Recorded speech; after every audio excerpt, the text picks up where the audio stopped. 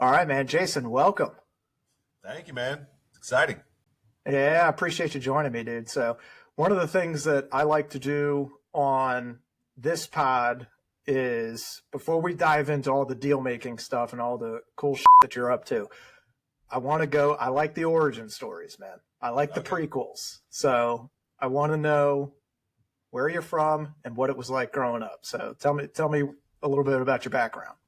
All right. Well, as we discussed earlier, I don't love talking about myself, so I'll try to keep it brief. But so I grew up in South Louisiana, like Okay. the country kind of between Baton Rouge and New Orleans, so South Louisiana, like Oh, yeah. water boy type of stuff. And One of my favorites. when I go back home to Louisiana, my accent gets a lot thicker very Yeah. quickly. I was gonna say, you sound normal right now, man. You sound Going totally. to the Yankees in Maryland, so it kind of it washed away. But no, so yeah, born and raised in South Louisiana. My parents were awesome. My mom and dad, they were both public school teachers for a while. I have three brothers and sisters. Were you the oldest? I am the second oldest. So Okay. two of my siblings are adopted that my parents did when I was very little, maybe like 5 years old. Gotcha. And then my younger sister also, she was a really, really good athlete. She was on like the U17 national team for soccer. She went to Texas Damn. A&M, full ride. She's a baller. So That's awesome. yeah, had a great youth and growing up and playing sports and being outside and fishing and doing all that kind of fun stuff. And I loved it. It was I can't really imagine growing up any better, to be honest, with the family we had and where we were. It was I've always been fascinated by Louisiana. So I grew up in Maryland, stayed around Maryland my whole life. It's uninteresting. But Louisiana, to me, I've been twice, and every time it is like a new world to me. And it's like a whole different country. It's crazy. Yes, it's awesome. What's it like when what kind of community were you? Were you in like a rural area, or is it something that was kind of a track home subdivision? What kind of community? Yeah, very rural. Not say very rural. It's not as rural anymore. But when I grew up, we had 10 acres. We had a pond. We had woods. We had neighbors that were close, but not really, not a neighborhood. So yeah, it was awesome. I mean, just like playing outside and sports and outdoor stuff, and small house. Packed in there. Oh yeah. Three brothers and sisters, 3-bedroom house. But lots of love and great parents, and it was cool. It was really cool. When did you start getting into sports? Like real young, or was it later? Yeah, so I mean, I played all the sports growing up. I played, baseball and basketball, soccer. My parents actually had to start. This is how Louisiana for soccer is not really known as a soccer hotbed, and lots of places in the country like Maryland or Ohio, California, Texas, all kind of. My parents actually started the soccer league in my town. No kidding. Was, yeah. Do they have a soccer background? No, not at all. They just, there was, more of a rural town, and they didn't have a soccer program. You'd have to drive, 45 minutes to Baton Rouge, the bigger city, to do it. So they kind of started it. And again, I kind of played all the different sports growing up, ran track a little bit in high school. But I can't remember the age. It was probably around 13 or 14 where I just really, really got into soccer. Yeah. And I obviously had some talent with it. And, but I think back, one of the best things my parents ever did is you start playing travel sports when you're younger, right? 9 or 10, you start on these teams and traveling all over the place. But one of my favorite memories from being younger in sports was when I was 11, my dad said, you know what, why don't you take a little break from soccer? And so I played baseball with my friends, and I was a good athlete, but I was not a great baseball player, But that kind of spring, I didn't play any soccer, as an organized thing, right? I played baseball with my buddies, and so fun. But I think for some reason that when I came back to soccer the next fall, I was really getting after it. I think it's time to get it. You're MJ coming back. Well, it's just kind of the break, and you come back and you realize you missed it, and you want to be really good. Yeah, that's cool, man. And back in the day, the soccer stuff, I mean, we used to have to watch the English Premier League was on a random Fox Sports World. We didn't even have cable before the 1994 World Cup, but yeah, after getting into it, it's watching all the games in Europe, where back in the day you had to really try to find soccer on TV, And what time is it on? It's on at 1 or 2 a.m. or something like that. Yeah, so it's just random stuff, or it's replays. It's not live, but so it was really cool. And then my parents, again, credit to them, but so I was really pretty good in Louisiana, but it's kind of like a big fish in a small pond kind of thing in terms of soccer. But my grandmother's from Liverpool, England. That's where she was born and raised. And No so kidding. they helped me. I wrote a bunch of letters to all these pro teams. And when I was 15, I actually had some tryouts lined up for teams in England. So I went over. I lived when I was 15 with my grandmother's friends who were older, right? They were in like their 70s. And I went to school for like a couple weeks, like an actual English school. And unfortunately, I dislocated my shoulder playing pickup soccer in a park. So I never actually had to go on these tryouts, but I spent like a month and a half in England when I was 15. It was just like totally like open your world up to like, you know, drink a first beer in a pub when I was 15, you know, before a soccer game. Saw Beckham play Everton, like from here to there. Shit. I mean, it was just like, wow. So that kind of kept the, you know, the soccer love going, you know, when I was. That's fucking awesome. So we have so obviously, you know, I played lacrosse, and growing up, when you get to maybe, I mean, they have it for a little bit more ages now, but the perfect time was when you're like 12, 13, 14. They would have our rec programs, not really, club was still kind of new back then. They didn't really have much of it. Yeah. But they had an exchange program with Stockport, which is a town in kind of near London, I think, in England. Yeah. And so they would give us 1 year. Their kids would come over to America for, God, they'd stay for like a month, and they'd play a bunch of different teams from the area. They'd get to live with Americans for a month, and then they'd go back home and try the American cuisine and meet our girls. 5 or 10 pounds real quick or whatever, you know. 100%. And then the next year it would switch, and the American kids would go over there. Yeah. So like the English kids would come over here, and if, you know, somebody was drinking, it was not a big deal to them. The American kids, you go over there, all those kids immediately are like, I'm getting my first beer. Let's go. And everything was a huge deal. And my brothers did it. I'm the oldest of 5, and my kid brothers did it, and they loved it, man. They thought it was the coolest thing in the world. And it's nice to be able to like get into a different culture that's, I mean, they're kind of similar to us, but it's probably not at 15, man. That's got to be wild. Yeah. Especially living with old ladies too, but that's probably a better setup than living with some. They kept me out of trouble. I didn't get in too much trouble. I tried to, but I didn't get in too much trouble. So when you get back, what happens when you get back from that? So I get back, and then I can't remember if it was 14 or 15, but I was like in high school. So I came back to, you know, my public high school, and, you know, I had to rehab my shoulder because, man, I dislocated in a park, and they took me to the emergency room, whatever that is in England. But my shoulder was dislocated for like 5 hours. Oh, like, my God. I mean, and they had took 3 guys, you know, like you played lacrosse, right? It's their shoulder injury. Oh, yeah. Right? The longer it's out, the harder it is to get it back. The harder it is to get back in. Up, you know? And so it's like 5 hours. So, you know, after that I had to come home but, you know, rehab my shoulder a little bit, but then really just, man, I just started getting after soccer. I don't know the comparison to lacrosse. It's probably similar. Like, my job was to score goals, right? That was my job. Like, I was a pretty good soccer player, but I was really good at scoring goals. Like, there were plenty of people more skillful, but I just kind of had that knack for being in the right place, the right time. But I practiced that. Yeah. I practiced that a lot in my backyard at home by myself, or my dad or my siblings. But I used to we had these big pecan trees. I used to practice shooting at the tree. So if you hit the tree right in the middle very accurately, it'll come back to you. But if you miss or you're off the side, then you got to go chase it. So I did that over and over again. I practice breakaways, probably similar to lacrosse. There's guys in lacrosse, right, that score a lot of the goals.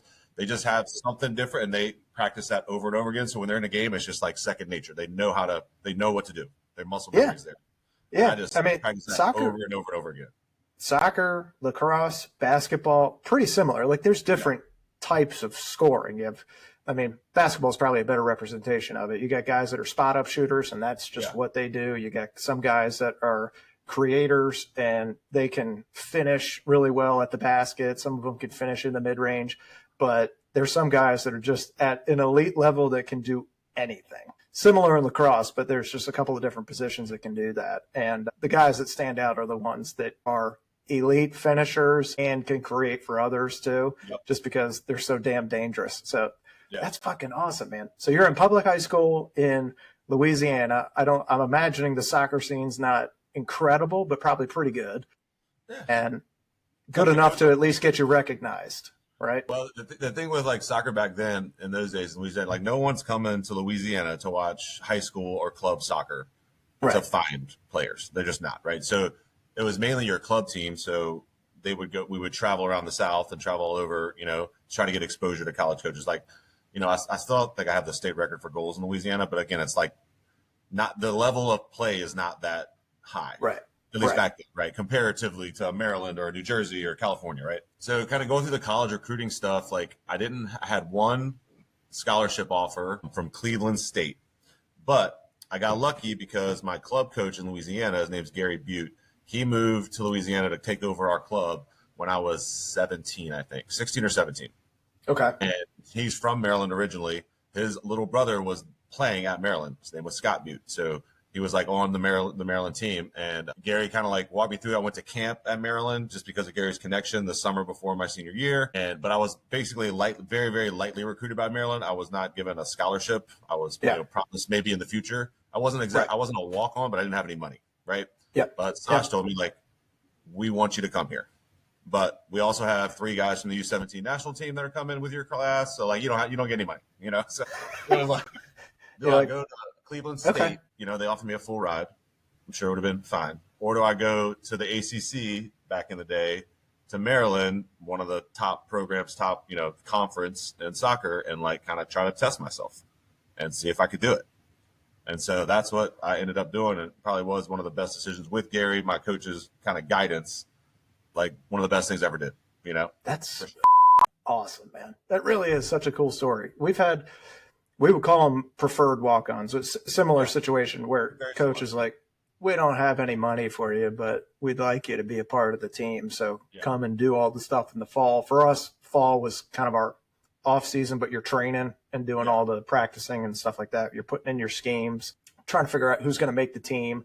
And for you guys, that's probably spring. I'm guessing spring training. Yeah. Man. And so you come in as a walk-on, College Park, which at that time is, I don't know if you've been back to College Park lately, but it changed quite a bit. Yeah. Just everything. It's a completely different animal now. And it's like its own little city where before it was, just some like semi-urban campus, and it's wild to see that now. So you go there as a walk-on and then you come out the leading scorer all time. Yeah, I mean, it was wild. But I actually went there at the very beginning of the summer before my freshman year. So I actually went and lived with Scott, the guy I told you about, whose brother was my coach in Louisiana. I lived at their house in Bowie, Maryland. Okay. Yep. And I got a job. I was working landscaping in the morning. So I'd get up in the morning, go work this landscape job. And then they would have, kind of summer, not official, no coaches, but like pickup games with the guys. And I remember the first time going out there, that holy crap. They're so much better than me. Like I was that fish out of water. I was like, holy, it's so much faster. Just like with any level of sports, right? Like the next level is the speed and the decision making is so much faster. I just remember like, I could barely play. Like I don't even know what I'm doing out here, But again, it just you get there and you kind of gradually build into it. And then we had a great team. We went to the Final Four all 4 years I was there. My freshman year, I played I think in every game, but I never started. I would get in, kind of super sub type of thing, 10 or 15 minutes a half. So not, wasn't like go-to guy or anything, but yeah, it was just the level. It was an adjustment period. And that's what it is. Same thing going from college to the pros, there's an adjustment period. And then like being a good pro player to go to like national team is an adjustment, right? Even for that. Oh, yeah. So it's like, it was very interesting, but I think what really kind of helped me once I got into school was the spring. So like not the fall season, my freshman year where we're, playing our games. We went to the Final Four. It was awesome. Ended up losing in the Final Four. But then that spring, like one of our forwards, this position I played, got hurt. So he was hurt. So I got to play in almost all the spring games. And I scored a ton of goals. And that kind of like, gave me the confidence to be there, gave the coaches the confidence that, okay, maybe this guy can contribute. And then again, going into my sophomore year, I was not the starter. But again, somebody got hurt ahead of me a couple games into the season. And then I get inserted, and then, I end up leading the team in scoring. And it kind of like went on from there, Damn. It was not like but you stayed ready. Yeah, you stayed ready. And it's not like a straight line. And that's, I think a lot of people don't really understand or, be okay with. It's like most people are not LeBron James, right? They're not, they don't just go straight. And they have their struggles too. But like most people, you got to struggle and you get knocked down. Can you get back up? Can you keep going? Do you get a lucky break? Do you get, a coach that really likes you versus a coach that doesn't rate you? Or just so much goes into it, but you got to be ready. If you're not ready, then that's on you, 100%. Yeah. I mean, you can have the skill and the will, but if you don't have the opportunity or you get hurt, sometimes that's just how it plays out, man. That's life. What's Sasha like as a coach? Man, he's awesome. Like, he's not a second dad, but kind of like a second dad. Like, he was a very good mentor and leader. And yeah, he's a little crazy. Everybody knows this about Sasha. I love him to death, but yeah, he's wild, man. He wants to win. His drive is huge. I mean, he came to that Maryland team, I think in the early 90s, 93 or 94, and they were terrible, and he turned it into, based on his will and his, Sasha-ness, he turned it into, won 3 national championships and a perennial, best program in the country. Like, he did that. Like, that was all him. God, what do you think? Like, so you get there, you're doing, you start getting some playing time, then you transition to a starter, then you transition to, I'll say it for you, superstar. What kind of fuels that transformation? Do you just have confidence building on little wins every day? Yeah, I think so. For my position, right, it was all about the goals, right? You could have a terrible game, you score a goal, you're the guy, right? If you could have a great game, not score the goal, not give assist, and like, okay, what the hell are you doing? You go 3 games without scoring. What the hell is going on? To my very good luck, our teams were stacked, bro. Like, I mean, I played with guys that were way better at soccer than me. My job was very unique, and I had a unique skill set at it. But I mean, I played with guys on the national team, guys that played overseas, guys that played in World Cups. Like, we were stacked. I mean, like, it's great to call me like the star. It wasn't like I had the confidence to know that I had to lead this team because I became a captain, like all that kind of stuff. But like, I look back on some of those guys; they were really, really, really good soccer players. I mean, one of our teams that we lost in the Final Four, I think 11 of those guys played professional soccer. Damn. Like, literally everybody that started the game, like, they went on to play professional soccer, and probably another 5 that were freshmen or underclassmen that eventually went on to play professional soccer too. So I mean, we were like stacked. Damn. That's rare for a soccer team, right? Yeah, I mean, it was wild, and I mean, just surrounded by a lot of good players and good coaching. But again, we all had our ups and downs. We lost 3 times in the Final Four, in the semifinal, 3 years in a row, until we finally won it my senior year. Well, tell me about 2005. Man, What's that like? It was crazy. I mean, the feeling of winning it. If I look back on it now, the more exciting part or the more rewarding part is like the journey to kind of get there after losing in those 3. And I remember, like, we went through a tough stretch during the middle of the season. I think we went to Penn State, and, like, we had a couple freshmen that were really, really good that were playing for us, but they were still freshmen, right? And they had kind of, like, the form had kind of gone down for whatever reason. And I just remember I, like, lost it on them on the bus on the ride home. Like, I just ripped everybody. I ripped myself, freshmen, all the guys.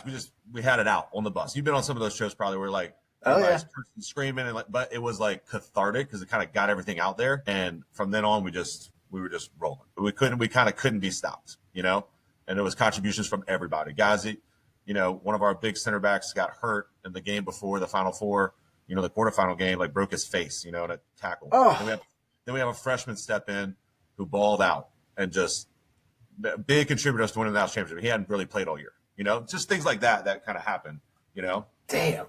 Yeah. So, but I remember that bus ride back. I always remember that one, Who'd you guys beat in the championship? So we beat New Mexico. We beat the semifinal game. We played SMU, smoked them at like 4-1. We just kind of crushed them. And then we won the final 1-0. And I remember I missed like 2 good chances. I should have scored twice that game, and I didn't. But another guy on our team scored, and we won 1-0. And it was like, it was just the greatest feeling. That was Sasha's first national championship too, that he had been like close to for a decade, and just finally got that first one. God, that's cool, man. That's and then, cool. Of course, we went to Bentley's and had a grand old time for the next couple of weeks. It is the spot. You can't not celebrate there. By the way, the national championship ball, I think, is still in that basketball hoop above Bentley's. Is it really? No shit. All right, next time I go, I got to go check it out. Back there forever. I'm not a Bentley's guy anymore, but back in the day, it was the place.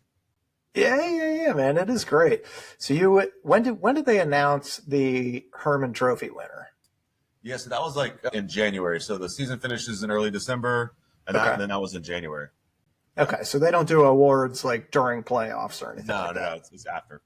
That's nice. Okay, that's nice. Sometimes, like in lacrosse, I know sometimes they do it, and they'll do it in football, Yeah.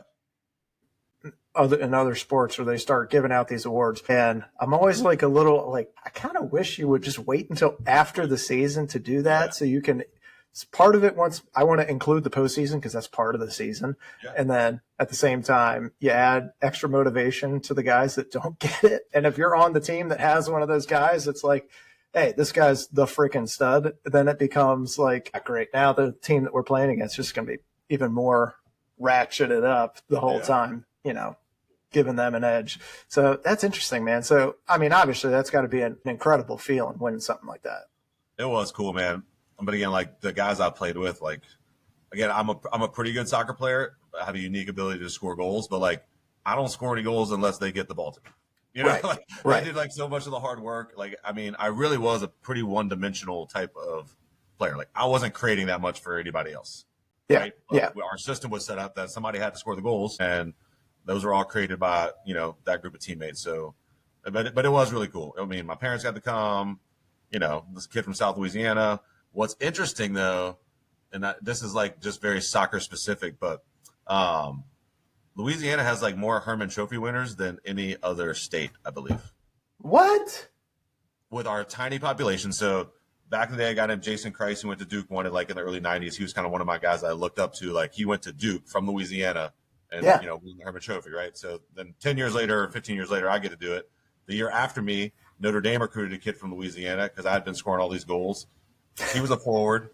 He won the Hermann Trophy. And then Patrick Mullins, who also went to Maryland, who I kind of helped get to Maryland from Louisiana, won it twice. No kidding. Damn. Wow. And all forwards, same position. Not one was a goalie, and all strikers that scored. All strikers, all excellent at putting the ball in the net. Yeah. Damn, that's cool, cool, man. man. Before too, it's kind of like, I don't know, grew up with like kind of a little bit of a chip on our shoulder, being from Louisiana in the soccer world, and we just Yeah. I mean, it makes sense, man. And plus, there is something down in the water there. There's something in the water. That's right. It's probably an alligator. A lot of stuff in the water. Oh my God. So, I mean, that's got to make you feel good. So you go on from there to transition to the MLS. Did you get, I assume you're getting drafted, and I don't know how, I don't know if you guys have like a draft party or anything like that.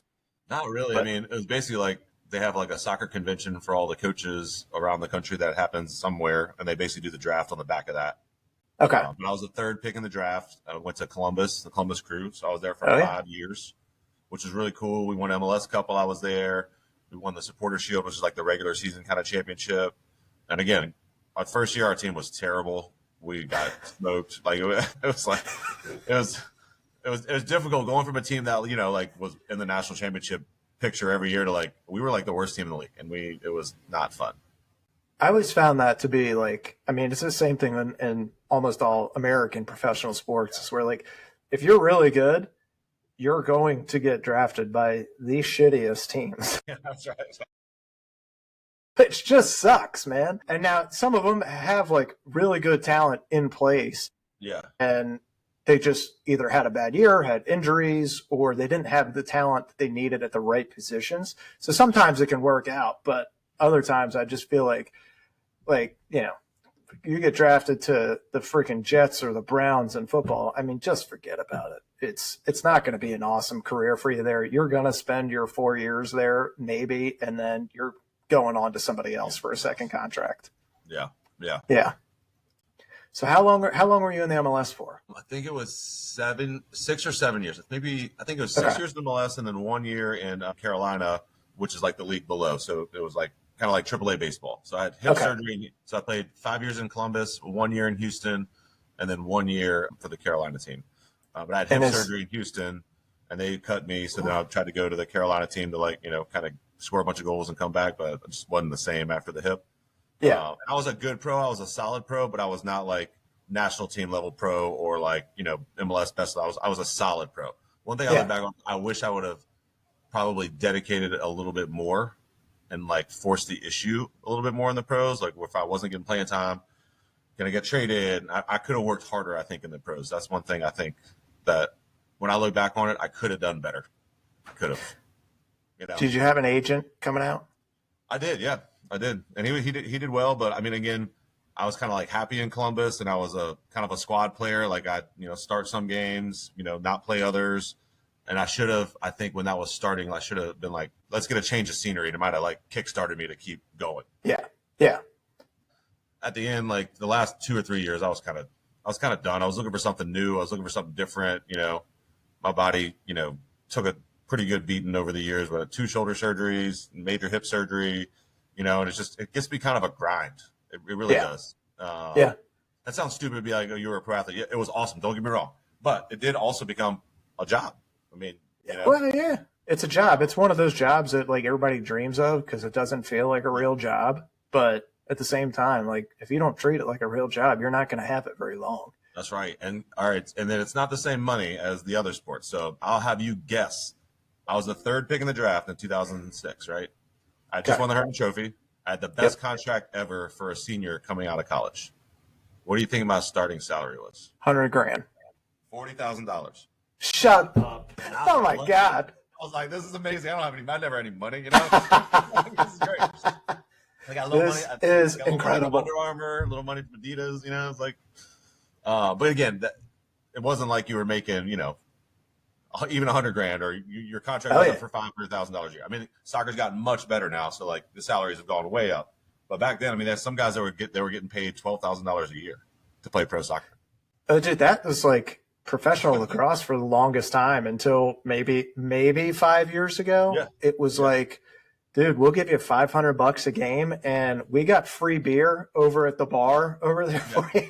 You guys all crash in a house. It was fun, right? But again, the longer you did it, the older you got. It was kind of like, I'm gonna do something different.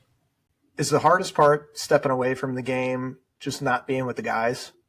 Yeah, I mean that's the part you miss the locker room the most, and like the games. You don't miss the practice, the travel, any of that bullshit. No. It's the guys and just the banter in the locker room and the moments, right? The games, like where you're getting after it. That's what you miss. Totally get that. I think I was just lucky. Like I found this next thing to be, growing a financial advisor business that was intellectually stimulating and like another big challenge. So I was able to I feel like a lot of guys when they get out of pro sports, if they don't know what they want to do and they don't have a passion for the next thing, it's very lonely and it's very difficult. Very difficult. It's your whole depressing and dark.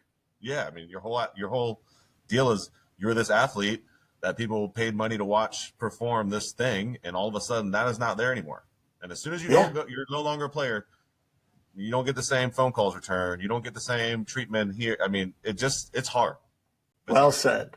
Yeah. Did you always want to pivot to financial planning, or is it something that kind of fell into your lap, or how'd you land on that? Yeah, it was just interesting because, I mean, somebody sent me a article from the Diamondback, the Maryland newspaper. Oh, yeah. Back when I was at Maryland, that I said I'm going to be a financial advisor when I'm done. And so I don't even remember that, to be honest with you, but it's in the paper. You know what I mean? So like, it's in there. So I thought about it. I mean, when I was in that was my major was finance. I had great, business school professors at Maryland, and just, I just dug the finance stuff. I liked learning about it. It was not like, oh, I got to go to this finance. I was like, shit, I'm gonna learn some stuff. This is kind of cool. I like how this works. And so, just transition out of soccer. I met with a bunch of different firms, a bunch of different people, and met my business partner now. And we just kind of hit it off. He had worked with some professional baseball players, so he kind of had that athlete connection. And we just kind of started it from there. I did an unpaid internship for him my last year while I was playing soccer, and just kind of worked. I don't know. I got lucky again. Did you volunteer to do it unpaid, or was he like, hey, you can do this? When I met him, I was like, you guys have an internship? He's like, well, Northwestern does, but that's like a kind of if you're in college, you got to sell some life insurance, you get some commissions, right? It's kind of like a full-time gig. Right. I was still playing soccer, so I was like, I can't really do that. And I said, do you have one like himself? He's like, no, I don't have one. I was like, I'll do it for free. He's like, I now have an internship program. I just started it. so, again, you can see his humor while we get along, but so I did stuff for him and learned it. And then, after that season, he kind of came to me and said, hey, listen, I want to hire you. There's this opportunity. If this goes well, I don't know if it's going to go well, but if you do well and we like each other, there's an opportunity to kind of buy into this business and we can grow it together and be a succession plan because he's 30 years older than me. And then I was like, can I still play soccer? He's like, no, you have to do this, for real. And so me and my wife, we had just had our first baby. He was 2 months old and had, we had gone on like one of our last road trips for that team that I was still playing pros, and it was like 2 weeks, and I was like, my son had just been born. I was like, F this, dude. I don't want to do this shit anymore. I want to be here with my kids. And so that made it kind of easy, do the transition. And when you guys settled down, you settled down in Carolina? Yep. That's the last team I played for. That's where my partner was, Bob was. And man, I love it here. It's freaking sweet. Carolina's nice, man. I mean, it's like, could be a lot worse. Let's put it that way. Could be a lot. Well said. Well said. Yeah. And financial advising, it's not easy, man. That's not an easy gig at all. I mean, I think now I've been doing it for 12, 13 years now. I feel like it doesn't get easier, but it gets more comfortable. But as you know, like in the real estate world or the financial advising world or any kind of like sort of sales, building out your market, it's very tough at first. And that's why only I don't know what the numbers are for people in real estate, but I bet it's similar to financial. There's only 5% that last past 5 years. Yes. So it's very similar. Bringing 100, 5 will last, and maybe only 2 or 3 will last 15 or 20 years. Yeah. Well, you have to build a client base quickly. What I've found in real estate, and it's probably similar in any sales industry, people know you as whoever you were before you started doing whatever it is that you're now doing. So when I first got my license, selfishly and stupidly, I was like, I mean, obviously people are just going to be lining up outside the door to be listing their homes. Can you come do this for me, please? There's inbound calls all the time, right? Exactly. And so I'm thinking that's how it's going to be. Duh. And it took me 6 months to get my first sale, because after 3 months of sitting there at the computer and being like, why the hell are these people? Where are they? It's I have to actually go out and meet people, and I have to actually go and convince them that I know what I'm doing, which is hard when you're new and you don't really know what you don't know. And you're competing against people that have been in the business for 5, 10, 30 years in many cases. And you did something that's really smart that I was not smart enough to do, where you have a mentor or a partner that is seasoned and that's been in the business that you can link up with. And that made my life significantly harder not doing that. I wish in hindsight that I would have. It would have made my life a lot easier. Yeah. I don't know if I would have been able to do it without that. And it was just so much more fun to kind of do it with somebody else as well, and share things and go back and forth and learn. And I mean, it's just, I think our kind of the financial advisor business is kind of broken in that way, because they've been doing it the same way for 50 years. I mean, we'll bring in 105 will last, right? That doesn't matter if it's Merrill Lynch or UBS or Northwestern or it doesn't really matter. They're all doing the same kind of playbook, So I'm trying to kind of flip that now as we're growing our business, and to find a younger advisors that we can bring and actually teach how to be an advisor before they have to be responsible for going out and generating all this new business. Give them a little bit of a base salary, not too big because you want them to be hungry, right? There's a balance, right? Because it has to be hard. Otherwise, nothing good comes very easily, right? So I would tell my young advisors, it's going to be hard. I'm going to make it hard. This is a hard deal, but we want to support you to get you there, And so I think that's kind of a better mousetrap. We haven't figured it out totally, but I'm working on it. So. No. Well, what kind of niche do you guys specialize in? Or do you specialize in a niche, or you just take whoever comes to you or whoever's within your network? When you first start, you basically take anyone that could fog a mirror, is kind of the saying, right? They're alive and they have some money.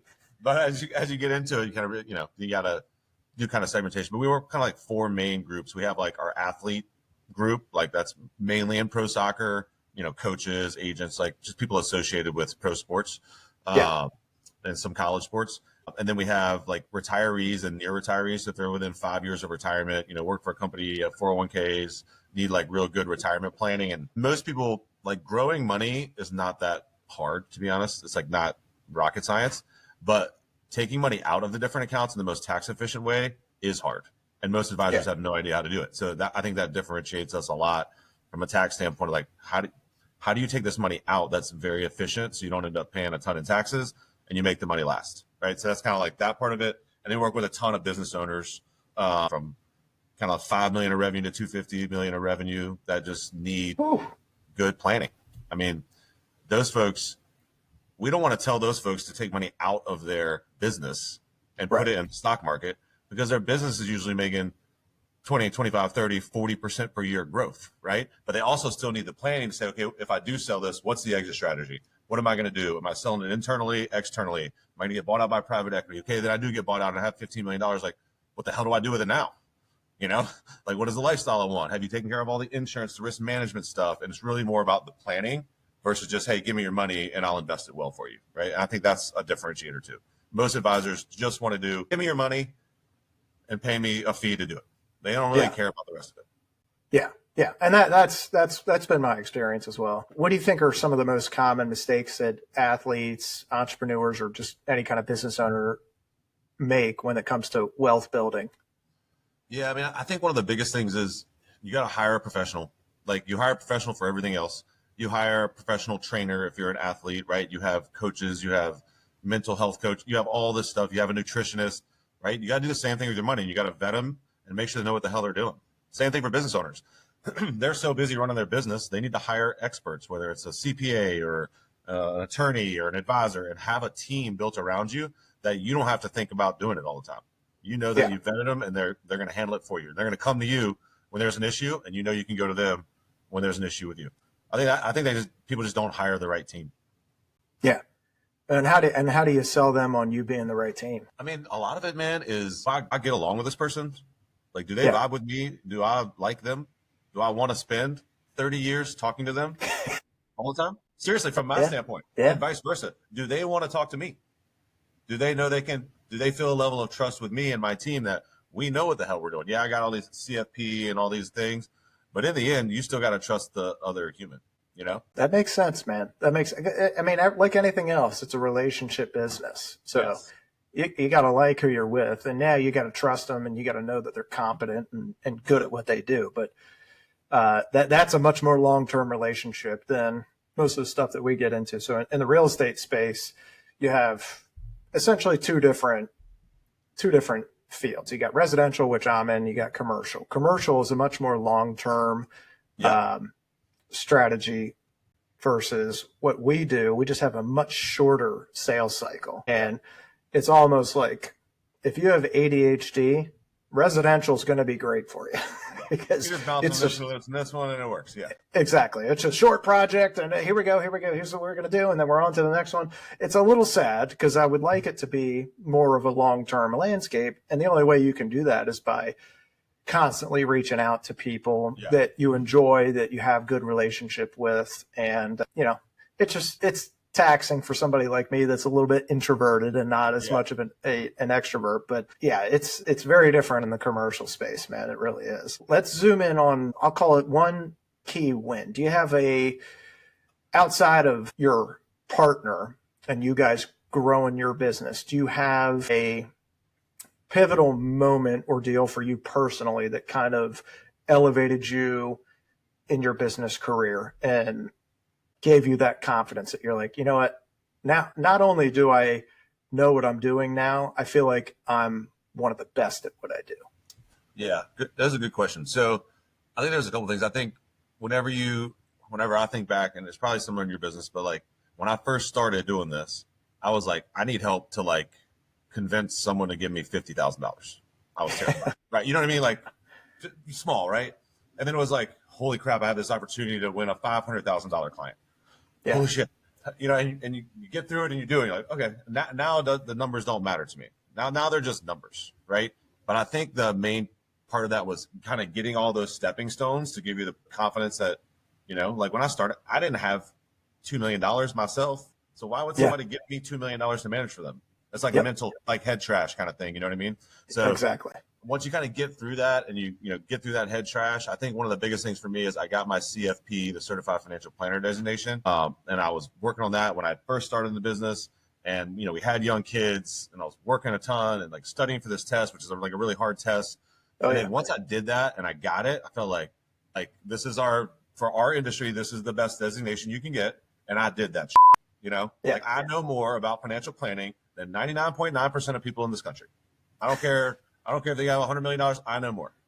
There may be a few exceptions, but having that behind me, like, you know, in every conversation, I know more. Doesn't mean they have to like me or have me be their advisor, or I know more. I can help in any situation I'm put in. When it comes to financial planning, I can provide value. Even if they don't become a client, I will provide value to that person. They will learn something new from me.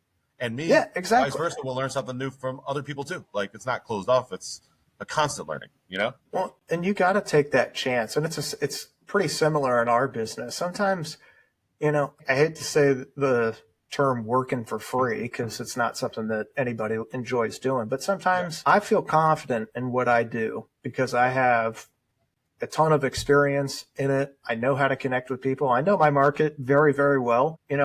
There is going to be times where I'm engaging with people that are not clients of mine that I would absolutely love to be clients, but I'm taking the chance that they might not end up going with me because, at least in our town, you can throw a rock and hit somebody with a real estate license and they're probably related to somebody that has one.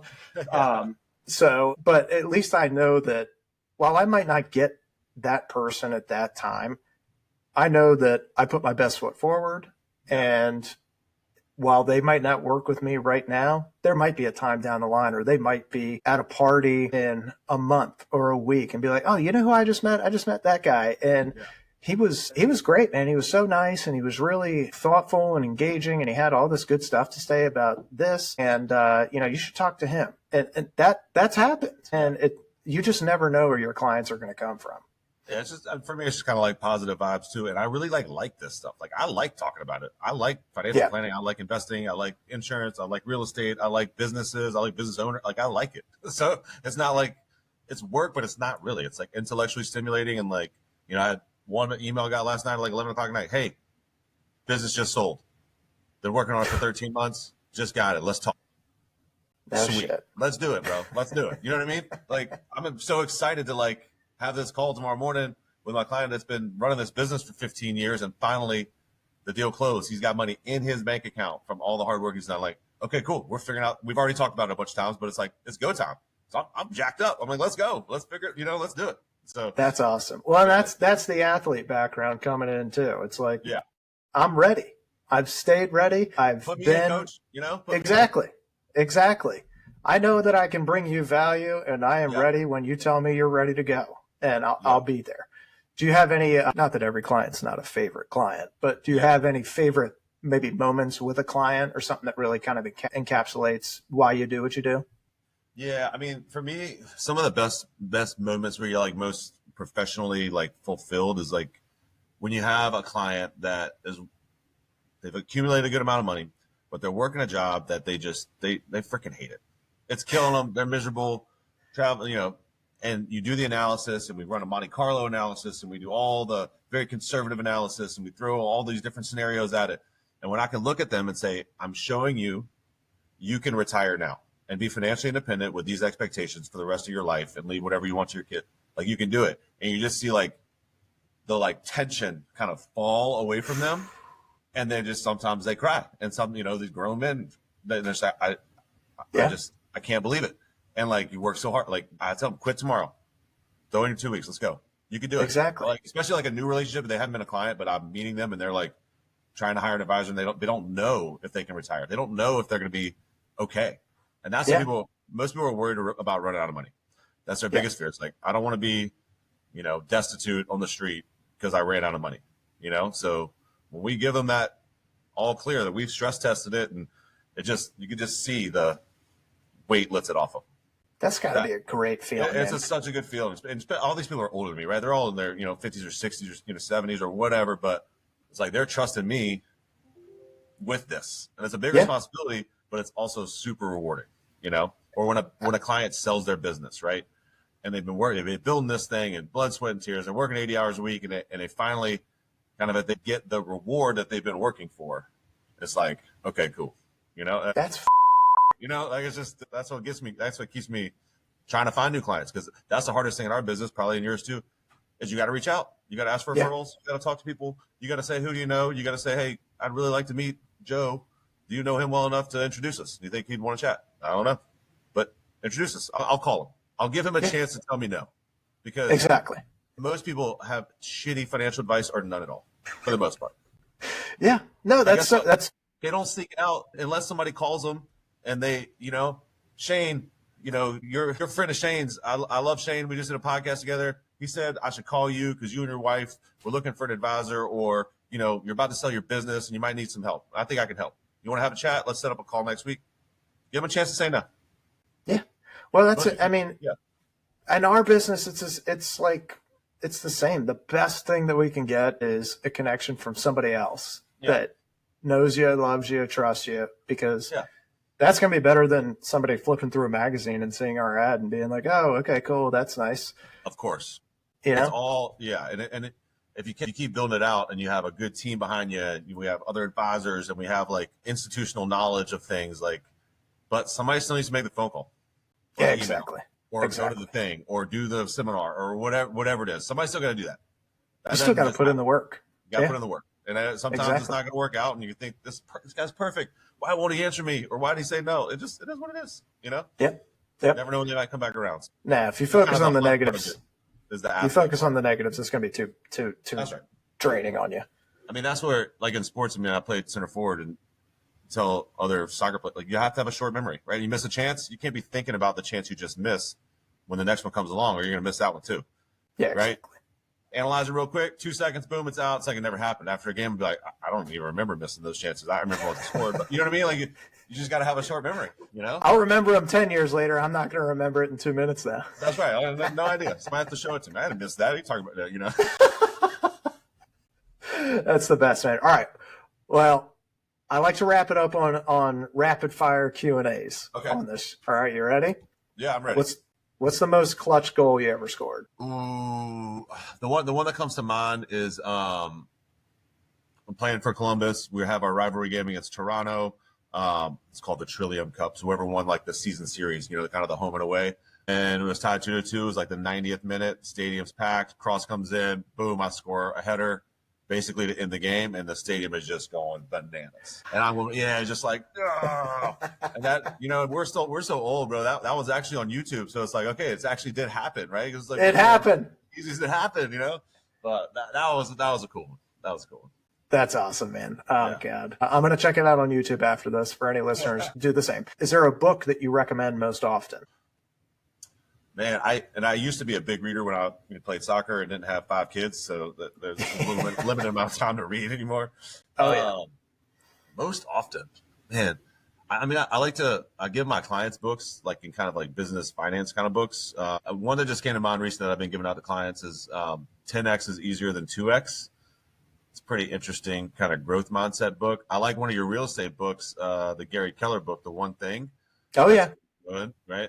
That's a good one. That good for salespeople, business owners, people that like need to focus on what provides revenue versus all the other shit.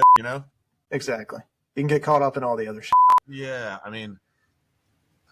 Atlas Shrugged is just a favorite of mine. Just I'm pretty libertarian, and I think there's good lessons in that book. Other people poo-poo it, but I love it. I've read it 5 or 6 times. That's nice, man. You might not want to answer this next one. Do you have a go-to fishing spot back home in Louisiana? I ain't telling y'all. No. We always go to a place called Grand Isle. It's a very, very bottom of the state. One road in, one road out. It's like, redneck Riviera, like outdoor stuff. It is the place. Hell yeah. Most important financial principle you live by? Right now with the market being down, don't sell, don't panic in a tough stock market. But really the main lesson is, you got to spend less than you earn. You have to have a savings. You can't run it at 100%, or you're putting yourself in a world of hurt. I got some people that make $2 million a year and spend $2.5 million. It's like, what the hell are you doing? And I got some people that make $100,000 and they're saving, $70,000 a year. So it's really that delta. That's the only. I don't have a job unless people can save money. And they don't have any protection or net worth or security if they don't save money. Very true.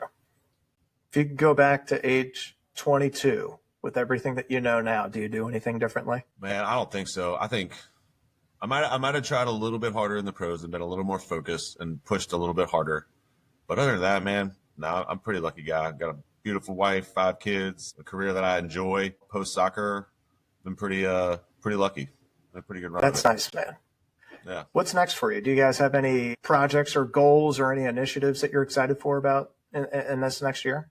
Yeah, we're trying to grow the business. We want to get to $1 billion of assets under management by 2030. So that's getting pretty close. We're a little over halfway there, but we need to grow pretty quickly. We've been growing pretty quickly, but I really kind of want to figure out this whole advisor training mentorship thing to make it be a better option for good people that just get spit out of the advisor system. That would make great advisors.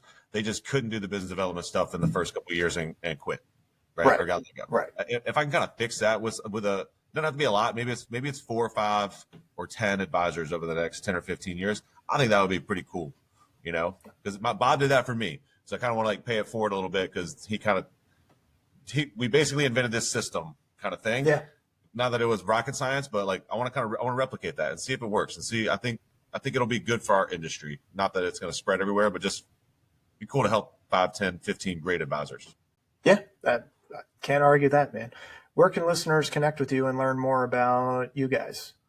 Yeah, you can just Google us at Meridian Financial. We got websites, we got all that kind of good stuff. We're not too active on social media just because that's not really in my nature. Probably should be, but I just don't have the time. Again, I'd rather pick up the phone and call somebody than somebody. No one's hiring a financial advisor because they saw a TikTok video. You know? Yeah, but thank you. It's not happening. Or I post some stuff on LinkedIn. No one's like, oh yeah, let me go give him my money. No, you have to like have a conversation. But maybe I need to get into financial advising because I also hate being on social. Man, it's not for me. And because my generation, I was like the first ones where Facebook came out when I was in college. Like, oh yeah. Like you had to have a college thing to be on Facebook, like a college email. So I kind of missed it. I'm kind of glad I missed it. It's totally cool. Yeah. Do you have a final takeaway for listeners looking to either reinvent themselves or kind of take a leap into a new career? Not really. It's just, I don't know why. I don't know. Maybe it's the way I'm wired. I don't know why you wouldn't just go for it. I don't know what would be holding you back. YOLO. Yeah. And again, seeing those guys that work at a company that they hate it for 20 or 30 years, like really, that's really what you want to do? That's what you're signing up for? Like, I know, man. Life is too short. Let's get out there, figure out what you're passionate about, and let's get after it. You know, I don't know. That's just me. Well, it's the mindset that has propelled you where you are, man. So I appreciate that. So I know you're busy, man. You got to get back to it, but this was awesome, and truly appreciate you. Thank you, man. Thank you. No problem, dude. It's good seeing you, and catch up anytime. All right, awesome. Have fun at your conference. All right, see you. All right, see you later.